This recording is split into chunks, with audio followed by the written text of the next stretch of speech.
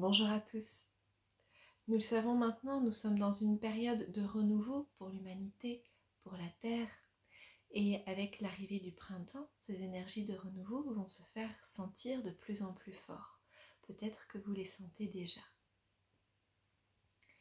Mais qu'est-ce qu'on entend par ce renouveau? J'ai le sentiment que la plupart du temps, lorsque l'on parle de renouveau, on s'attend à voir un changement dans notre vie, dans notre réalité matérielle. Et j'ai voulu interroger les guides sur ce sujet, à savoir si nous allions vers un renouveau.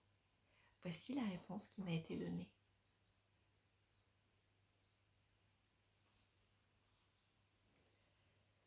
Bien sûr que vous avancez vers un renouveau. La vie est en mouvement perpétuel. Tout ce que vous pensez perdre ou devoir clôturer vous aide à faire de la place dans vos vies. Pour le moment, vous expérimentez un état transitoire, où l'ancien s'en va et où le nouveau commence à habiter vos cœurs, vos énergies. Deux mondes, deux réalités existent en même temps sur Terre, et vous pouvez l'éprouver au cœur même de vos vies. Vous vous laissez toucher de plus en plus par vos élans de vie, et vous souhaitez expérimenter une nouvelle réalité matérielle. Dans le même temps, la réalité matérielle est l'empreinte de l'ancien monde. N'oubliez pas que la matière est la finalité de l'énergie. C'est la matérialisation de vos énergies, de vos croyances passées. N'attendez pas que la matière change pour croire au renouveau, mais modifiez vos énergies, vos pensées, vos actions, pour qu'elles puissent prendre forme dans la matière. C'est vous qui manifesterez le renouveau. Accueillez la présence en vous. Alignez vos pensées, vos paroles, vos émotions et vos actions à l'amour, à la vie. Peu importe que votre réalité actuelle ne corresponde pas à ce que vous attendez, elle n'est que le reflet de votre passé. Nourrissez les énergies de renouveau en vous, celles que vous voulez voir en ce monde, afin qu'elles puissent prendre forme dans la matière. Laissez le temps à votre lumière, à la lumière, d'infuser toutes les strates de votre existence. La réalité matérielle ne vous bloque pas. Elle vous aide à mettre en évidence ce que vous avez nourri. Vous voulez expérimenter autre chose?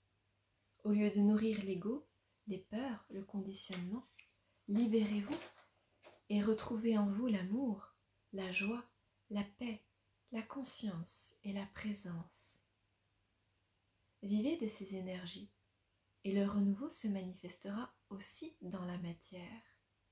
C'est là la loi de cause à effet. Apprenez à reconnaître et à vous aligner aux lois de la vie.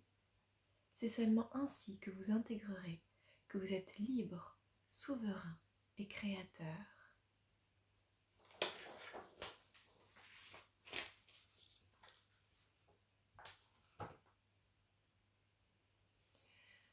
Du point de vue humain, ça peut être frustrant d'entendre parler constamment de ce nouveau monde, de ce renouveau qui arrive, et de voir la réalité matérielle telle qu'elle est aujourd'hui, de voir le monde s'effondrer, de voir une partie de nos vies aussi s'effondrer.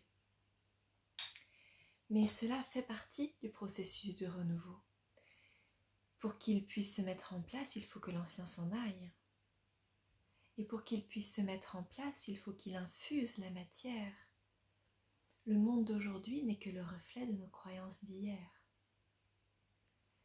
Et ce sont nos énergies d'aujourd'hui, ce que nous nourrissons en nous aujourd'hui, peu importe le monde dans lequel nous vivons, peu importe l'expérience qui nous est proposée, que nous allons infuser la matière de ces énergies et que nous allons permettre la construction et la manifestation de ce nouveau monde, de ce renouveau tant attendu.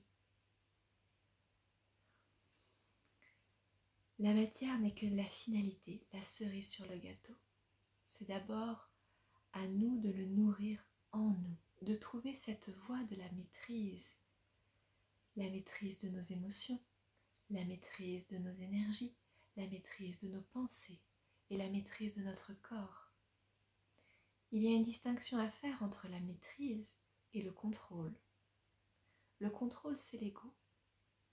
Le contrôle, c'est dès que l'on sort des schémas préétablis par le mental et l'ego, nous sommes perdus. Nous ne savons plus comment réagir face à la vie. Nous sommes déstabilisés. La maîtrise, c'est quelle que soit l'expérience proposée par la vie, on se laisse porter par elle. On arrive à nourrir notre paix intérieure, notre joie intérieure. C'est s'adapter à la vie sans chercher à la contrôler. Et c'est dans cette voie de la maîtrise que l'on va pouvoir vraiment nourrir en nous les énergies de renouveau et les infuser dans la matière. C'est ça ce qu'on appelle spiritualiser la matière. Voilà, je vous souhaite une très bonne journée. À bientôt.